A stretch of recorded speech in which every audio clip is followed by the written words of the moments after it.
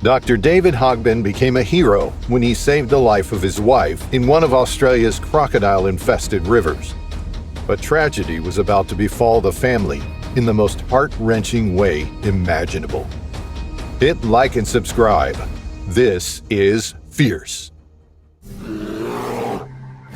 40-year-old Dr. David Hogbin and his wife of 10 years, Jane, were both GPs living in Newcastle in New South Wales, Australia. They had 3 sons, aged 7, 5, and 2.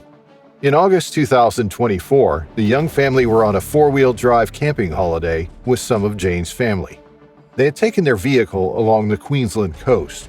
The trip was full of adventure, settling down under night skies full of stars, cooking in the open bush, stopping off for dips and waterholes, and admiring the beautiful scenery along the way.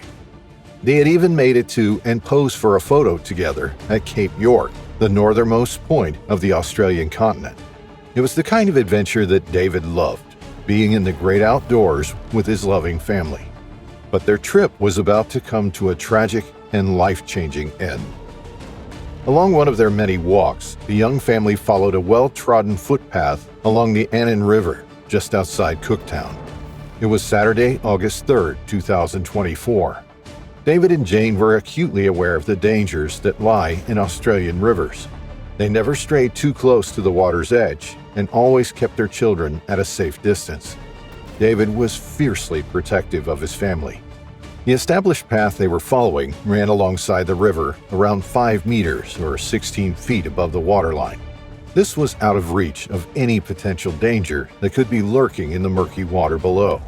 It was a glorious day, but there had been recent heavy rains which had weakened the riverbank and the path that David and his family were now walking along. Although most Australian rivers are considered dangerous due to the potential threat of crocodiles, this stretch of river wasn't the ideal hunting ground for the prehistoric reptiles. The bank was too high for the likes of wallabies to wander down to the river for a drink, and crocodiles wouldn't be able to leap high enough out of the water to take anything walking along the footpath. But unbeknownst to David and his family, people had regularly thrown fish scraps into the river, watching in delight as the crocodiles emerged, swirling in the water before disappearing from sight. The crocodiles had now learned that this section of the river would provide them with an easy meal. They had also learned to associate people with food. The path David had been walking on suddenly gave way. The riverbank had caved in beneath his feet. He was sent sliding down the riverbank, scraping himself as he slid over the rough terrain, and in a matter of seconds, he landed in the river. The cold water took his breath away, and he immediately scrambled to get himself out. In the desperate seconds that followed, Jane rushed forward along the footpath, pushing past her children and the other family members. She slid down the bank to her husband and immediately reached out.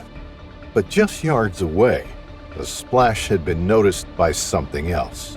A 5-meter, 16-foot crocodile slowly swam toward the commotion. David and Jane hadn't seen it, but they knew that David was in serious danger, and they needed to get him out of the water quickly. Just a second later, the crocodile launched its attack, and David felt the crushing sensation of its powerful jaws around his wrist. In a split second, the father of 3 made the heroic decision to let go of his wife's arm. She was his only lifeline in those horrifying moments, but he knew that she would be pulled into the water if he didn't let go. He couldn't bear the thought of his 3 young boys growing up without parents. As he let go, the crocodile dragged him underwater. Jane screamed and watched in horror as David disappeared into the murky green-brown water. With the strongest bite force in the animal kingdom, there was no way David was getting out of its vice-like grip without some kind of miracle. He would have tried to fight back, trying to reach for the crocodile's vulnerabilities, like its eyes and tip of its snout. But fighting for breath at the same time, disoriented and in shock, his fight would have been short-lived. There was a swirl, a slight splash for the enormous animal's tail, and then all was still. It was as if nothing had happened. There was no continued struggle. There was no commotion, no reappearance of Jane's husband. In an instant, David was gone, and Jane had to climb back up the bank to explain what had happened to her 7, 5, and 2-year-old sons. In an instant, their lives had changed forever. Emergency services were scrambled to the Annan River Bridge just after 2 p.m. that afternoon. But there was nothing they could do. David was gone. A search ensued, looking for any trace of the much-loved family man. News spread of David's final selfless act to save his wife.